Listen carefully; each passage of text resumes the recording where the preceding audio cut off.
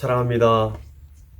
오늘은 창조적 소수가 되게 하셨다라는 말씀의 제목을 가지고 세 번째 시간인데, 하나님께서는 저와 여러분들로 하여금 창조적 소수 되게 하셨는데 바로 무리에 휩쓸리지 않게 하셨다는 겁니다. 사회의 어떤 요동치는 언어나 그러한 말에 우리가 요동치지 않는다는 것입니다. 이 예수님의 말씀을 듣고 많은 제자들이 물러가고요, 다시 예수님과 함께 다니지 않았다라고 66절 말씀에 말씀하고 있어요. 이 구절은요, 공교롭게도 요한복음 6장 66절이에요. 참 이상하지만 사단의 상징 숫자인 666을 보는 것 같죠? 사단이 무엇입니까? 으슥한 밤에 무덤에서 갑자기 나타나는 존재가 여러분 사단이 아니에요. 사도 바울은 마귀가 광명의 천사로 가장한다라고 고린도후서 11장 14절 말씀에 말씀하고 있습니다. 육적인 욕망 때문에 예수님을 버리고 넓은 문으로 휩쓸려 가는 것이 마귀적인 태도예요. 한 유치원에서 어머니 신앙 강좌를 위해서 이웃교회의 장소를 빌렸다고 합니다. 그런데 유치원 원장 선생님이 그 유치원 엄마들을 전도하면서 그 근처의 대형 교회로 보내고 정작 장소를 빌려준 교회에 대해서는 감사 표현도 없었다고 해요. 결국 그 교회 장소를 더 이상 빌리지 못했다는 이야기입니다. 이 감사가 없으면요, 점점 감사거리가 줄어들고, 감사하면 점점 감사거리가 늘어나는 거죠. 이 드림이 없으면 받음도 없는 것입니다. 심은 대로 거두는 것이죠. 이 감사가 없이 혜택만 원하면 나중에는 가진 것도 다 잃어버리게 되는 거죠. 이 부담된다는 이유로 작은 교회를 회피한다면 그것은 복된 태도가 아닌 것입니다. 거룩한 부담을 안으면 전체 인생의 부담은 오히려 작아지고요, 거룩한 부담을 피하면 전체 인생 부담은 오히려 커지는 겁니다.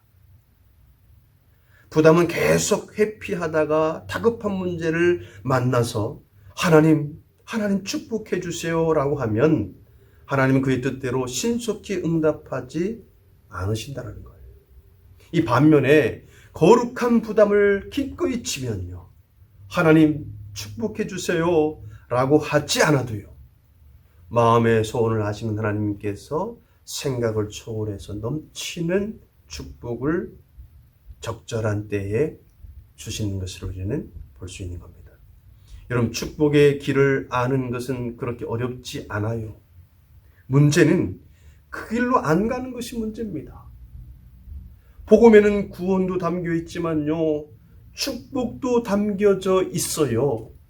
우리가 하나님을 믿음으로 구원받은 것으로 끝나지 않고요, 패키지, 그렇게 따라오는 은혜가 있는데 이 은혜가 바로 축복의 은혜라는 거예요. 저와 여러분들이 이 땅에서 이렇게 즐겁고 행복하게 사는 이유는 하나님께서 우리를 축복하시기 때문인 것입니다. 하나님은 크신 사랑으로 나를 위해 예수님을 주셨고요, 예수님은 크신 사랑으로 나를 위해 자신을 주신 거예요.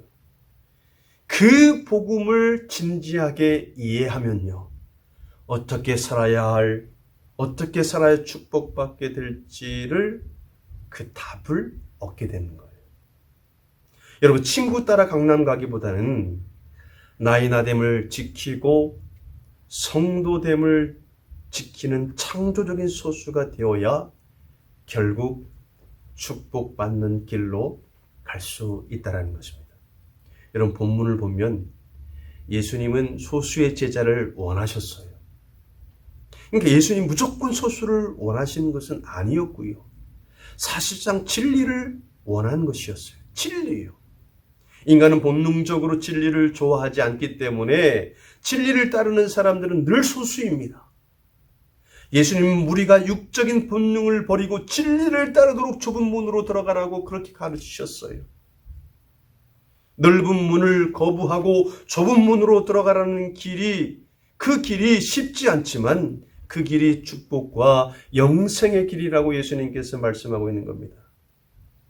이 성도의 싸움은 싸움과의 싸움이 아닌 사탄과의 싸움이에요. 영혼을 미혹해 무너뜨리는 그 사탄의 제일 전략 중 하나가 바로 편법을 써서라도 원하는 것을 얻으라는 성공주의를 우리에게 심어주는 거예요. 무슨 방법을 동원해서라도 성공해야 된다는 거예요. 목사님들도 편법적인 어떤 방법을 취하면 목회에 성공할 수 있는지를 대략 알고 있지만 이 순수한 목사님들은요, 그런 방법을 쓰지 않기 때문에 부흥을 못하는 편이 많아요.